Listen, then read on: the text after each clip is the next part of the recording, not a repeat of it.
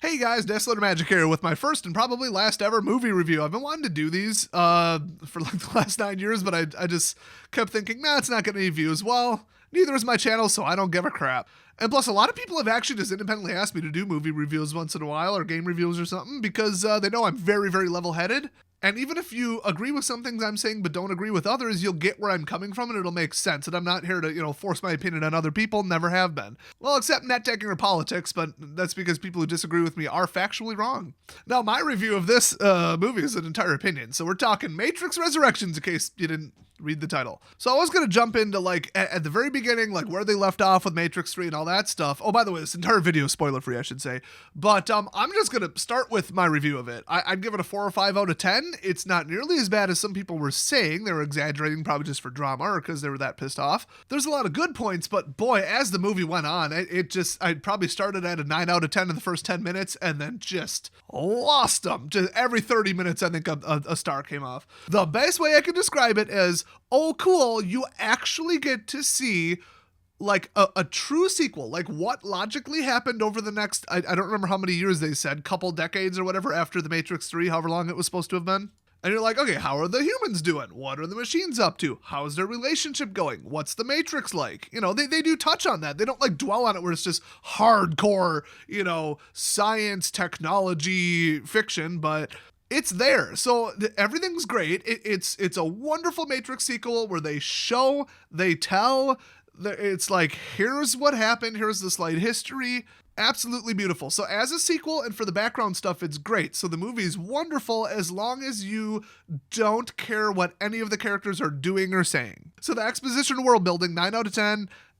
Everything else, logic, acting, voice lines, plot holes you could drive a truck through. Yeah, about a 3 out of 10. So it averages like a 4 or 5. Maybe a 6. I was going to give it a 6 until the last hour of the movie. There is some cheese, there's some cringe, there's some throwbacks, and I don't like all of them. I thought some of them, if I had to compare it to anything without spoilers, I would say, have you seen one of the later, like the middle specials, the what is it, the 200th episode or whatever for Stargate SG-1, where they have like the fake movie set where they're making Stargate SG-1. So not the puppet one and not the first one with the Groundhog's Day. The middle one. If you've seen how hard they roast themselves and parody themselves and just straight face like into the camera start making jokes about the series, they go about that hard in this movie. Way too hard. Like the post-credit scene, I thought that was hilarious. Okay, quick little throwaway line, gag, internet humor, haha. Loved it. But then they threw it like into the first 20 minutes of the movie or something?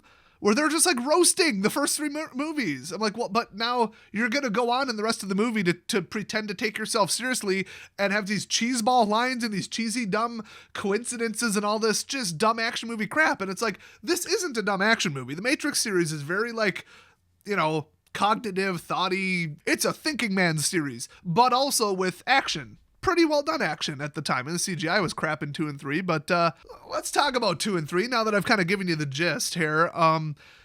They should have ended at 1, but then again, money. I mean, you don't make that much money and become that much of a cultural icon and not make 2 and 3. Now, I don't remember if 2 and 3 were written at the time. Like, all 3 were written and done before the first movie was filmed. I don't remember.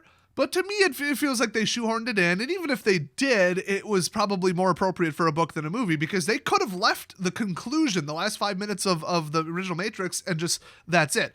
Pretty open-ended. It's in your imagination what happened next, but it's not the stupid trope of, oh, it's up to the viewer's interpretation how it ended. No, you just imagine, okay, well now where do they move on from that? What happens next? And you could have just kind of, written fanfics or thought about it for a while, and that was a good ending. But then they were like, okay, we're going to jump back into 2, and the problem is you've already solved the mystery. Like, the whole movie was about, can we escape the Matrix? Can we get out? Can we get Neo to use his powers and be the one? Can we defeat the agents? That kind of stuff. And then you're like, yeah, but then the small colony humans versus, the entire world of machines. Well, what could happen next? But then just leave it there. Now, because they decided to go with what could happen next and made 2 movies, you're never going to recapture the feeling of the first one when you've already solved the major conflict. It's just not going to happen. But then they put in such dumb, illogical scenes and the stupid dance thing. Why is there like a dance number in the middle of the second movie? They really screwed up the second and third one. But even then, people would have said it was good, but not as good as the first one. Well, guess what? In Hollywood, if it makes money, that's good enough. Okay, you don't have to top the first one. You just have to make about the same amount of money while also baiting people when the second one comes out to watch the first one to spend more money. And the number of Matrix 1, 2, and 3 DVDs that I've seen at secondhand stores, pawn shops, and stuff, yeah, I think they sold pretty good. So if you're not going to leave it at the end of 1, you're going to leave it at the end of 3. I want to know what happened after the ending of 3 more than I want to know about the ending of 1. So if that makes sense, that's where I was coming into this, where I just heard there's a Matrix 4, and I'm like, right off the bat, I'm excited. I don't care how badly they screw it up in the acting and who they replace and whatever. I just want to see what happened. And so the fact that they exposition dumped slowly over the movie, so not a dump, the opposite, where I'm like, oh, they referenced this thing that happened, and then, oh, this happened, and 10 years ago this happened. And I'm like, ooh, okay, cool, continuation, there we go. And then, like I said, that was great until the characters started doing and saying things, and then it went downhill. So the actual story, what actually happened, is idiotic. It made sense until it didn't, and it just started to make less and less sense. I was at the point where I could accept it, where it's like, well, that's convenient and that's a bit of a coincidence, but okay, movie, if that's all they're going to do, and then the ending's fine, cool. But the setup, I was like, I'm on the fence, and then they just why is this happening? I mean, what do they mean by they have to do this with this person? That doesn't make any sense. What do you mean you have to do this? That's not how the Matrix works. What do you mean that's happening? What's going on there? Then what is with Blue? What the hell is with Blue in this movie? I thought it was, haha, dumb audience, we need to silently wink subconsciously color code who's on what team. The people in the Matrix are the ones all walking together looking like they're posing for a Sears catalog in their leather trench coats and look like they just came out of a Euro rave in the 90s, okay? I don't have trouble spotting them. Oh, who's on the Matrix side? The guys in full, matching uniforms and cop uniforms. Duh, and suits. But even when it didn't make sense, even outside of the fight scenes where it's not we color coordinated, because honestly they didn't. Some of them were wearing not black leather and not BDSM outfits, but they all walk in together and pose like it's a movie poster. Come on! I don't need you to color code their hair and their glasses and what else, necklaces. I don't even remember what was all blue in the damn movie. But then you've got scenes apart where it's just them talking, and there's at one point Neo's beard is being. There's a blue reflection, or they put the faintest little blue dye in it. It's never explained. The next scene, it's gone. Maybe I missed it and they were standing in front of something blue that was reflecting like a pool or something. I don't know, but I don't get it. I don't get it. What I do get is why that blue-haired SJW superhero Mary Sue is why she's got blue hair, because everybody with that haircut who's a Mary Sue superhero do-it-all, I'm here to replace the men because men are awful Hollywood trope, they all have blue hair. So that made perfect sense. So I'm like, okay, I get it. They're Team Blue. Team Matrix is Team Blue. The outside humans are blue. Okay, we get it. You made his beard blue for a scene. I don't know why. Cool, great, whatever. But then somebody very, very not on their team is wearing blue glasses. I don't get it. Make the glasses red or something. I'm sure the blue and the red, which there was no red in the movie, so I'm kind of jumping to conclusions here. Maybe it was blue-pilled and red-pilled, but then why is the team Let's Get Out of the Matrix and Live in the Real World blue? At least everything wasn't green, okay? The first 3 movies were green. At least they went with all emo dark black and then blue for... I don't get it. I don't get the colors. Neither did anybody making this movie, clear as day. That's my number one problem with this, is what the hell is up with the blue? The inconsistent blue. The everybody wearing blue, including the villain. What is this? So that's my major logical beefs, is just all of that, but then it was the little stuff. So, lightning round time. You know, I could have sworn when you unplug somebody from the Matrix, they disappear from the Matrix. I didn't understand that at all. I was 90% paying attention and only somewhat sleep deprived when I watched it. And then, why did they have to stay in the Matrix? They said they don't need phone booths anymore. They can get out any time, I guess was implied. Maybe that hit the cutting room floor. They never explained how they get out. Then why are you still in the Matrix? If people are just chasing you, just unplug. Why does this person still have to be in there? I don't get it. What are you waiting for an exit? Does there have to be no people near you? Are the villains manipulating the code to keep you in? And then when they did unplug her, I'm like, why didn't they do that 10 minutes ago? I don't get it. Nothing makes sense. Everything is because movie, because action, because this would be more dramatic. And then the whole Matrix feels super empty. Once you know you're in it, once you know it's not, a delusion or they're not going to do this weird thing, once they're like, oh, okay, here's what's really happening. Right after that point, the Matrix has a population of like 0. You never see another person just living their lives in the Matrix, whatever, until the very end. And let's just say very similar to Matrix 3 in realism, where they're like, where's just the people going to Starbucks? Like, where's everybody else? And like they never explained what the term modal meant and like how it tied in. I guess you're left to guess that. They just kind of came up with terms and you're like, ooh, they're going to explain this because they explained everything else. And then they just drop it. They're like, we use some fancy terminology and this sounds kind of computery. They'll get it. Well, I don't get it. And I'm pretty up on Matrix lore. Okay, so I've heard people complain about Neo and his powers. All I'm going to say is like ultra light spoiler. Why wouldn't they be more powerful after this much time? It's actually kind of a balance between less powerful and more powerful compared to the Matrix 3. If you think about it, he's got some new tricks just to mix it up. It's obviously because movie, but they make sense. And then also some other things he's not as good at. And then they explain why in the movie. So that's one of the few things that was logically consistent. Everybody's like, he's too powerful. They bounced it. He does new things and he does old things worse. And they give a logical reason like 4 times. But man, if you thought in the first like 20 minutes they were done shitting on the first 3 movies, no, it just keeps coming up. They're like insulting you for I don't know, thinking that the first couple movies weren't that cheesy. I don't really get what they were going for here, but it's really annoying. And I heard the director really also kind of didn't like the direction it went or the fan base. And like that's what was behind the writing that just shits on the fan base. Well, I hope you're happy with your like $150 million loss then and never working in Hollywood again, you dumbass. Was it worth it to insult the fans? The 5% of fans that you didn't agree with? And plus politics were injected into it. Okay, total crazy person in charge of this project. I'm not even going to go into that. That's a little outside the scope of the movie, but if you just want to know why it turned out the way it was, yeah. Lana Wachowski, the pinnacle of mental stability over the last 2 decades. So, did they fix the digital nightmare that was 2 and 3? Yes. We're a little bit more progressed in CGI and they obviously had the budget. But then there was some really, really shit wire work. So ironically, the real stuff was crap and all the CGI was like kind of acceptable. There was some kind of accelerated physics where they just kind of bullshitted it because it was like 2 seconds. And I catch stuff like that because, I don't know, I'm a fast-paced FPS gamer. I don't know why I caught it. But certain stuff I'm like, well, that was CGI, so it wasn't like seamless. It wasn't like, ooh, amazing. So if you're just going to watch for the exposition and the visuals, well, no, you aren't. The Matrix, the buildings, all that crap were as boring as they were in 2 and 3.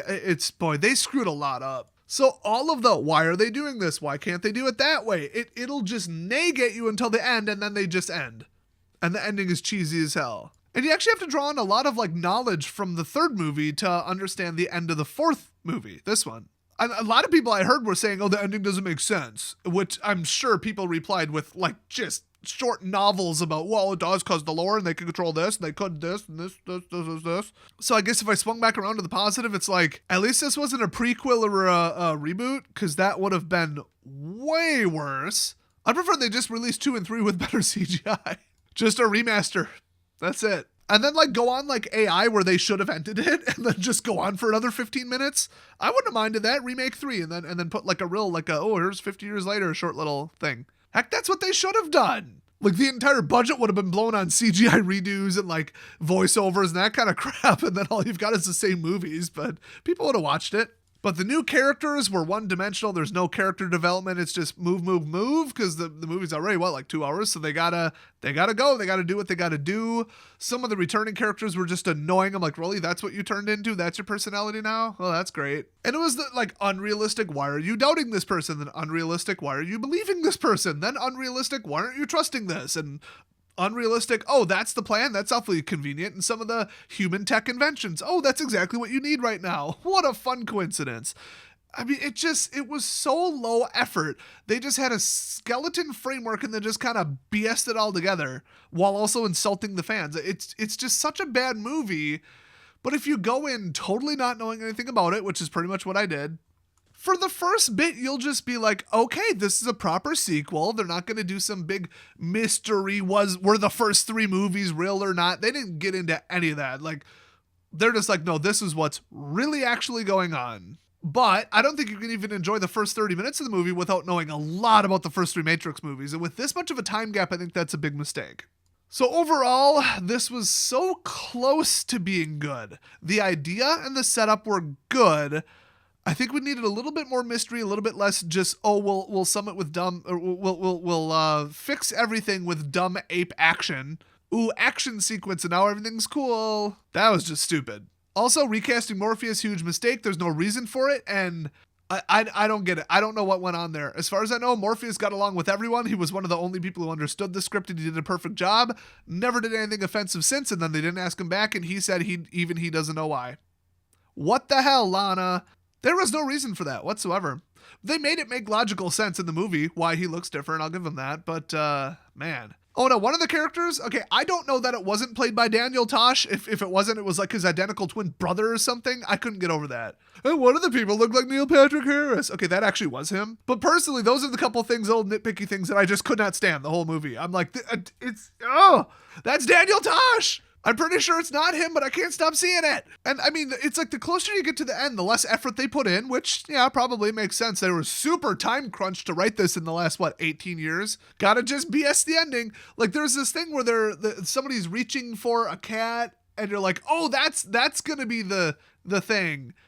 And then it wasn't, and I don't get it. But then they refer to it like it was. I'm like, but didn't he grab it? Or I was kind of checked out by the end of it. So I'm not going to say absolutely terrible, miserable, boycott it, but maybe a $2 Redbox rental a year from now. Maybe. I'm glad it lost money. It deserved to. I can see why people would say it's good. And I can see why people who weren't even alive when The Matrix was around might say it's kind of good as a heady action movie that hints at more. But compared to the first 3, it's worse than all 3 hands down. Makes less sense than all 3, which that's saying something. And that's in a universe that generally makes sense. There's some little things like, why couldn't they do this better? Where they might come up with a reason. Maybe, okay, But this one, like I said, there's plot holes you could drive a frickin' truck through. Would you just get basics like, why can't they just unplug them now? And then the movie just, I don't know, because we said so. But then why are you unplugging them now? Because it would be convenient and the fight scene is over. If they explained it, I missed it, but whether they did or not, it was a 1-second little bullshit patch to go on top of this pile of crap. It just comes down to they could have not shit on the first 3 movies as hard or at all. Maybe just a couple little funny references, little wink nod at the camera, and then moved on.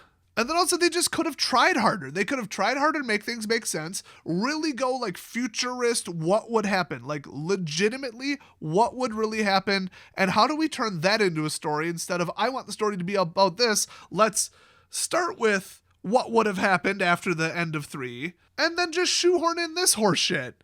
I would have let the story write itself because you're already so far removed from the first movie. You might as well just do absolutely whatever and get a plot and sequence of events that makes perfect sense in the universe and get the hardcore fans happy. Then if other people say, it's a 7 or 8 out of 10, at least there was action. Okay, whatever. Not the best storyline, but it makes sense in the universe, I would have preferred that. They did the exact opposite. They shoehorned an idiotic story into the world and tried to kind of patch up the parts that made sense or didn't make sense with something that kind of did. And then the rest they just forgot about, didn't catch it and let it go. And that's pretty darn unacceptable. That is pretty lazy. When you've got the budget, the resources, the effort, all that, plus they had an extra 2 years because of allegedly COVID, because I think they started filming this in 2017, 2018, around there. There's just no excuse for it being this bad. It looks rushed and low effort. So if I had to lastly say why I think it was rushed and low effort, it's because the director doesn't give a crap about the fan base, almost kind of regrets it. Look, they're out of their fucking mind, in my opinion. You don't let somebody that mentally unstable run the entire project, okay? You bring them in as a writer, and then you kind of steer them, and then have a producer who knows what they're doing and a director who knows what they're doing. It was a mistake to put Lana in charge. And this was the result. The person with the least respect for the Matrix franchise is one of the creators. That's sad, and they could only get one of the 2. What does that tell you? And they picked the least reasonable one between them. Yeah. And this was the result. They should have seen this coming. They shouldn't have greenlit it. They just saw Matrix equals money, and now they've lost a good fraction of $1 billion. Oops. But all they did was blue-haired, stupid SJW superhero. She's in the movie. She'll be pretty cool. And then we're kind of downplaying Neo in favor of multiple other characters, actually. And some SJW activist was like, yay, feminism, woman superhero? Okay, greenlight it. You gotta think harder than that, Hollywood, or it's gonna keep hitting you in the pocketbook, okay? Get woke, go broke has never applied more to this movie. That said, with what people said, I thought this would be the most preachy feminist propaganda 1 out of 10 shit show. It wasn't. It was more subtle, but it was there. And I think at the end of the day, it was subtle if you're just watching the movie and don't know what to watch for. Or maybe you're just like, oh, okay, I can kind of see what they did there. But if you're more in tune with Hollywood's stupid tropes and their stupid, oh, men bad, women good. Oh, women with the haircut, the SJW haircut, they're going to be cool. If you're aware enough of that, and then you can kind of trace, well, why'd they do this? Why'd they do this? Why was the movie even this way? Oh, because of the same crap, because of feminism. So all this SJW activist shit went into it and ruined it, even though it wasn't that in your face on the back end. Why the movie was greenlit and why the initial storyboards and scripts were greenlit is because somebody was like, yay, SJW movie. So whoever that was, they should be fired. Replace him with somebody who doesn't give a flying about politics and only cares about money and movies succeeding. Otherwise, you don't have that kind of money to burn. Okay, I know, like, what is it, Warner Brothers or whatever? They've got money, but they don't have that kind of money. Like, lose, how many digits is that? 9 digits on a film over and over and over and over and over.